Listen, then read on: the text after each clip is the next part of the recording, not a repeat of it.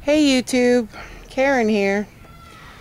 Hey, I got to watching YouTube this afternoon and I got tagged by the Woodsman Joe. The tag is about what survival item, if you had to choose one item, what would you take? And I had been watching, Sarah Dreaming had put one out and I watched it the other day, and I got to thinking about it, and I've been watching a lot of other people's views on it, so I've taken the time to really sit and think about it for a minute. And it all depends on where you live, I think, and it is a personal choice. But what I've decided, where I live in Ohio, I live in central Ohio, and I really don't get out of Ohio much. So if I was ever in a scenario, it would probably be in Ohio, right around where I live. I do a lot of state parks. Although I have been venturing out a lot more now that I'm more comfortable knowing what I know a little bit about survival. I've been going off trail a little bit, maybe into the wildlife areas where there's not so many people. And so my risk, I think, have went up just a little bit. So I've really had to stop and think about, if I only had one item to take with me, what would it be?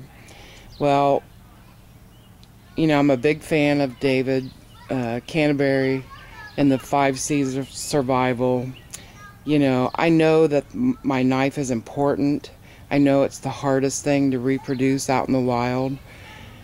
But I'm using the scenario that I would be hurt. I couldn't move, I couldn't, walk, maybe I've broken my legs, and I'm going to have to spend the night, out in the woods. Someone's going to have to rescue me. So I thought about the knife and what I could do with it, just, laying there on the ground. Well, we don't have very many wild animals here in Ohio. Where I live, we don't have any bears. We don't have any mountain lions. We don't have any wild pigs. We got coyotes. But as a woman, that's what I usually think of a knife as, is something that I would defend myself with. I know you can do lots of things with your knife. You can baton wood, that type of thing. I understand all that. But, I quickly ruled the knife out. So it's not going to be my knife. I looked at the container. The container by itself, not much use. If I'm laying there on the ground, what am I going to do with it? Maybe collect water if it rains. So I kind of ruled that out. I looked at the cordage, and I thought, now what, by itself, what can I do with that? How can that help me?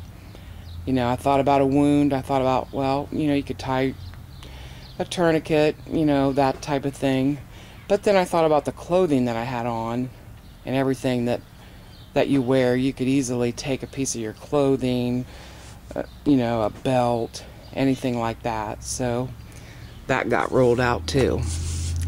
Then I'm just left with, fire or shelter. And I started thinking about, well, how many things can I do with this that would help me out? It's certainly going to keep me warm. It's certainly going to keep the rain out if it happens to be raining. But then, I went to fire. And I thought, as long as I have something around me. And Joe, he had a good point about the candle, about carrying the candle. Just having a candle lit. Great idea. In case you don't have anything around you. But hopefully I can maybe crawl around and maybe gather up some sticks and get that fire going if I could get tinder. But you could always tear off some of your clothes if you had to make some tinder. If you've got cotton socks on, something like that. You could scrape a little cotton ball off. And once you get that fire lit, from what I've been taught, from all the survivalists that I've watched. They all say the same thing, that fire just lifts your spirit and it makes you feel human again. And then start thinking about from there, just lifting your spirits in that kind of a scenario, what it would do for you. That's number one. Number two, if they're looking for you in the air, they might see your fire. You might be able to use it as a signaling device if you have greenery around you or something like that. You know, you could put it on the fire as a signaling device to help get you rescued. You know, you're certainly going to keep warm by it. It's going to lift your spirits. If you're lucky enough to have maybe a rodent crawl across you, you could maybe catch it and stick it on a stick and cook it up. So food, there's another thing for it. But I definitely just think the lifting of the spirit in that kind of a scenario is probably going to be the best thing for you. Who wants to spend the night out in the woods in the dark? You know, it could deter animals from coming into your camp. We know that. So there's, what, number 4 or 5?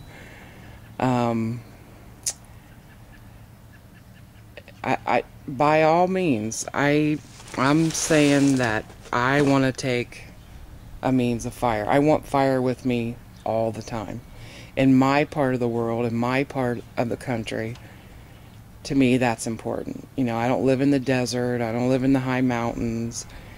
I don't really have to defend off any wild animals where I'm at. And that would probably scare me the most if I was anywhere else. The fire's going to get seen. The fire also could be smelled by rescuers. If they can't see it, they could smell it if you could get it lit. So by far, out of all the survival things, I would want a means to start fires. Definitely. Hey, thanks Joe for tagging me. I really enjoyed your video. You had a lot of great tips. I hope you're feeling better. You look great. I prayed for you and your wife and family. So glad that you're a lot better. So, and I've learned a lot from you, Joe. Really, I have. And thank you for tagging me. Well, thanks for watching. Oh, I guess I got to tag 3 people, right? My tags would be Fog 360, Robert McCallum 1, and Surviving 2. Go to their channels. They're all great bushcrafters. So, with that said, thanks for watching.